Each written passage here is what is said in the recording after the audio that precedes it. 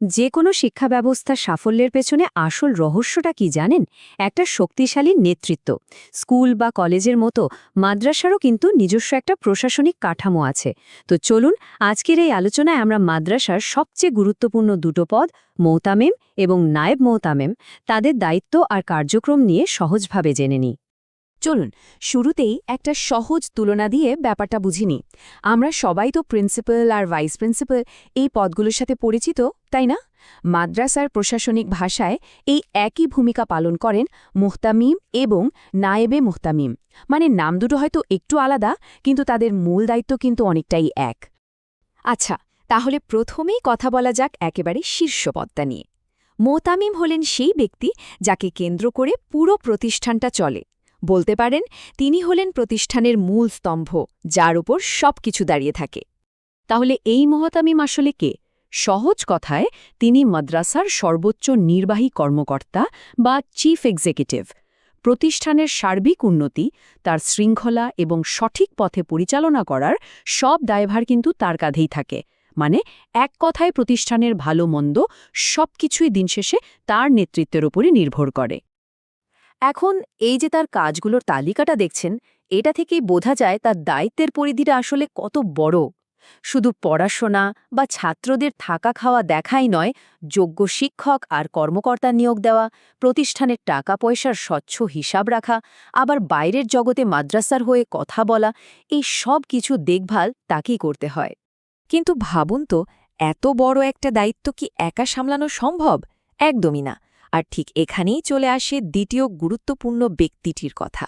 চলুন এবার দেখি মোহতামিমের প্রধান সহযোগী অর্থাৎ নায়েবে মোহতামিমের ভূমিকাটা ঠিক কি। নায়েবে মোহতামিমকে প্রায়ই মোহতামিমের ডান হাত বলা হয়, আর এটা কিন্তু একদমই যথার্থ। বিশেষ করে বড় প্রতিষ্ঠানগুলোতে কাজের চাপ তো অনেক বেশি থাকে। সেখানে মোহতামিমের একার পক্ষে সবদিকে নজর রাখাটা সত্যিই কঠিন। ঠিক সেই সময় নায়েবে মোহতামিম প্রশাসনিক কাজের বোঝাটা ভাগাভাগি করে নেন, যাতে প্রতিষ্ঠান একদম মসৃণভাবে চলতে পারে। তার কাজগুলো মূলত প্রতিষ্ঠানের ভেতরের দিকটা সামলানো। যেমন ধরুন, মোহতামিম যখন কোনো কারণে অনুপস্থিত, তখন তিনিই ভারপ্রাপ্ত প্রধানের দায়িত্ব পালন করেন। আবার এমনও হয়, মোহতামিম হয়তো বাইরের কোনো জরুরি কাজে ব্যস্ত, তখন মাদ্রাসার ভেতরের শৃঙ্খলা, ক্লাসগুলো ঠিকমতো হচ্ছে কিনা, এই সব কিছুর দেখভাল করেন তিনি। আর সবচেয়ে বড় কথা হল, তিনি মোহতামিমের একজন বিশ্বস্ত পরামর্শদাতাও বটে। তো আমরা দুটো পদ নিয়ে আলাদা আলাদা করে তো জানলাম, কিন্তু আসল ম্যাজিকটা হয় যখন তারা একসাথে কাজ করেন। একটা প্রতিষ্ঠানের আসল সাফল্য কিন্তু নির্ভর করে এই দুজনের বোঝাপড়ার উপরই। চলুন দেখি এই পার্টনারশিপটা আসলে কিভাবে কাজ করে। এখানে একটা খুব সাধারণ কিন্তু গুরুত্বপূর্ণ পরিস্থিতি তুলে ধরা হয়েছে। ধরুন, মোহতামিম কোনো সফরে গেছেন বা অসুস্থ।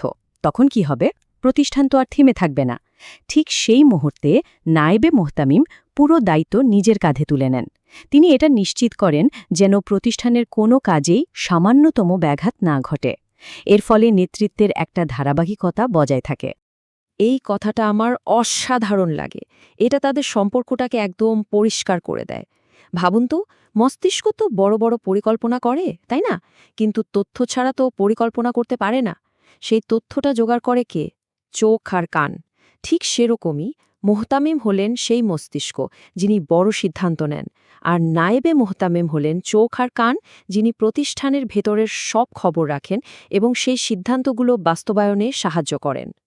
তাহলে মূল কথাটা কি দাঁড়ালো? মূল কথাটা হলো, এই দুজনের মধ্যে বিশ্বাস, বোঝাপড়া আর সমন্বয়টাই হচ্ছে একটা সফল প্রতিষ্ঠানের আসল ভিত্তি। তাদের এই মিলিত প্রচেষ্টা ছাড়া প্রতিষ্ঠানের লক্ষ্য অর্জন করা প্রায় অসম্ভব। আজকের আলোচনা শেষে একটা প্রশ্ন কিন্তু মাথায় ঘুরছে। আচ্ছা, শুধু মাদ্রাসা কেন, যে কোনো প্রতিষ্ঠানের কথাই ভাবুন। একজন লিডার আর তার ডেপুটির মধ্যে যদি এমন একটা মজবুত বোঝাপড়া থাকে, তাহলে সেই প্রতিষ্ঠানের সাফল্যটা ঠিক কোন পর্যায়ে পৌঁছাতে পারে? ব্যাপারটা কিন্তু আসলেই ভাবার মতো।